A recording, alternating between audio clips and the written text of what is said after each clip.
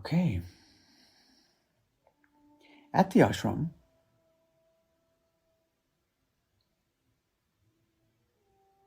the daily schedule would start at 3:30 a.m. with the various practices. And as the morning would continue to unfold, at 9 a.m. would be when class time would begin. And we were studying an ancient text, and our teacher for this class was Swami Indirananda.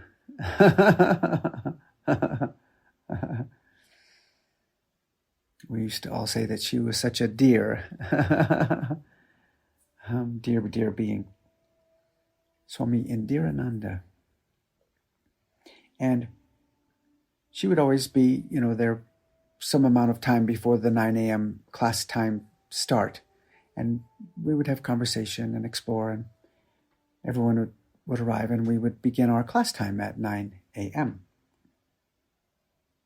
On this particular day that I'm sharing, she wasn't there early, and which was unusual.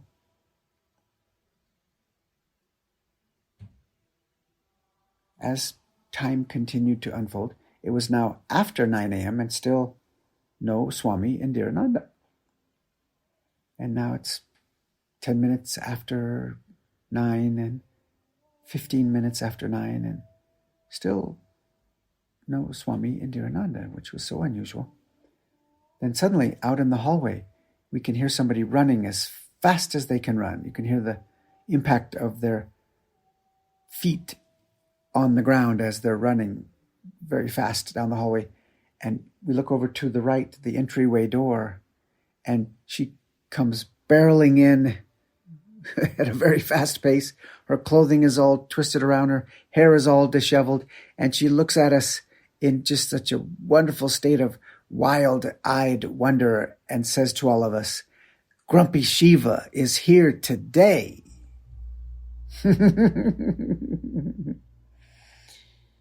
In that moment, I could feel the energy transmission from her coming right into my being, and I was feeling the transmission of experiencing grumpiness in the perspective that this too is Shiva.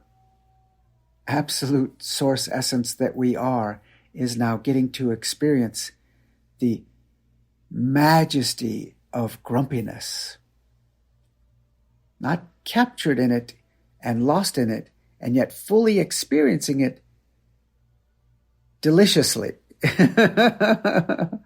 How delicious grumpiness is. You could feel her direct experience in her transmission from her sharing to us, and the energy emanating from her. In that moment, it was huge for me to experience that directly, that all of the emotions that we get to experience here, in the true perspective, we are Shiva getting to experience all of that, whether it's grumpiness or annoyance, frustration, regret, sadness, disappointment, anger, all of it, every bit of that kaleidoscope of what we call emotions are possibilities that we, our divine eternal self, that in this moment we're referring to as Shiva, gets to have that experience.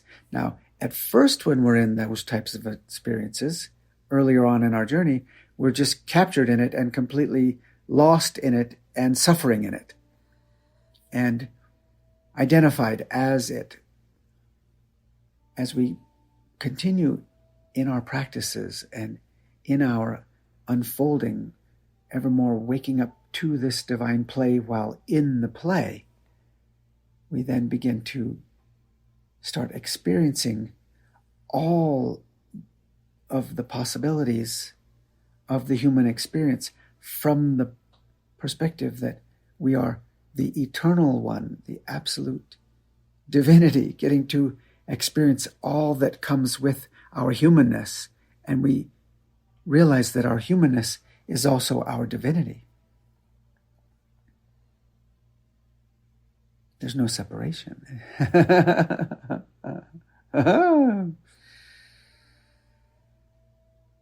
She goes on to tell us that she went down to Amrit, which is the name for what we would call the cafeteria. Amrit, A-M-R-I-T. It means eternal nectar. That's the name of the cafeteria. Amrit, eternal nectar. She said she went to Amrit and to get coffee, and there wasn't any coffee. So she said, even though I didn't know how to use the big industrial coffee machine, I figured I could, understand it and figure it out. And so she said, I tried to do it and I completely broke the coffee maker.